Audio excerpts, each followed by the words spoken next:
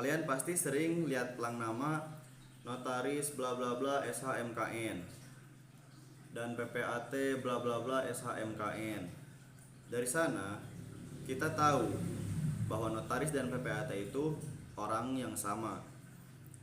Tapi kebanyakan orang mengira kerjaannya pun sama.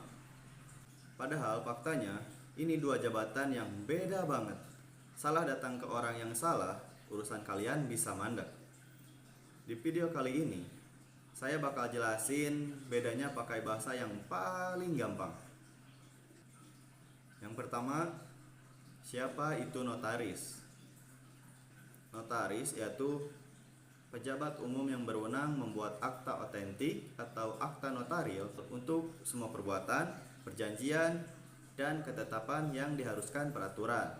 Contoh pekerjaannya yaitu pendirian badan usaha dan badan hukum yang familiar banget, yaitu pendirian PT, CP, yayasan, dan perkumpulan. Untuk perjanjian, contohnya perjanjian pranikah, terus ada akta wasiat, perjanjian sewa menyewa, dan ada legalisasi juga war making. Nah, wilayah kerja ini penting banget untuk kalian ketahui. Untuk notaris itu wilayah kerjanya di seluruh Indonesia. Misalnya notaris di Jakarta bisa bikin akta pendirian PT untuk klien yang tinggal di Papua. Gak ada batasan wilayah. Yang kedua, siapa itu PPAT? Pejabat umum ini yang diberi kewenangan khusus untuk membuat akta-akta otentik mengenai perbuatan hukum tertentu, mengenai hak atas tanah atau hak milik atas tanah. Contoh pekerjaannya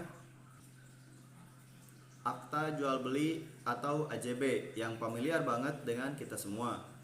Terus ada akta hibah, akta tukar menukar, akta pembagian hak bersama yang asalnya itu dari warisan. Wilayah kerja ini penting banget untuk kalian ketahui karena beda dengan notaris. PPAT ini wilayah kerjanya terbatas atau lokal. Misalnya PPAT di Jakarta Selatan hanya bisa mengurus tanah yang berlokasi di Jakarta Selatan. Kalau begitu, notaris dan PPAT meskipun jabatannya beda, kok orangnya sama? Nah, ini jawabannya. Satu orang bisa memegang dua jabatan sekaligus, yaitu sebagai notaris dan PPAT telah lulus ujian masing-masing. Tapi saat dia membuat AJB, dia bertindak dalam kapasitasnya sebagai PPAT. Saat dia membuat akta PT, dia bertindak dalam jabatannya sebagai notaris. Kita ke studi kasus contoh fiktif biar lebih kebayang. Kita pakai contoh, Pak Budi adalah seorang pengusaha kue di Jakarta Selatan. Mau melakukan dua hal. Pertama, dia mau bikin usahanya jadi PT. Dan kedua, dia mau beli ruko di Depok untuk tempat usahanya. Nah, yang pertama ini, untuk bikin PT, Pak Budi bisa datang ke notaris manapun di seluruh Indonesia. Misal dia mau pakai notaris yang langganannya di Jakarta Pusat, sah banget. Langkah kedua, untuk beli ruko di Depok, Pak Budi harus datang ke PPAT yang wilayah kerjanya di kota Depok. Dia gak bisa pakai notarisnya yang di Jakarta Pusat, walaupun notaris yang di Jakarta Pusat sama memiliki jabatan PPAT. Dia harus cari PPAT yang berkuasa di Depok. Nah, lihat kan, satu orang yaitu Pak Budi, dia memiliki dua urusan, butuh dua kewenangan yang berbeda dan bahkan bisa jadi dua kantor yang berbeda. Intinya, notaris untuk urusan umum, badan usaha, dan badan hukum se-Indonesia. Sedangkan PPAT khusus urusan tanah secara lokal.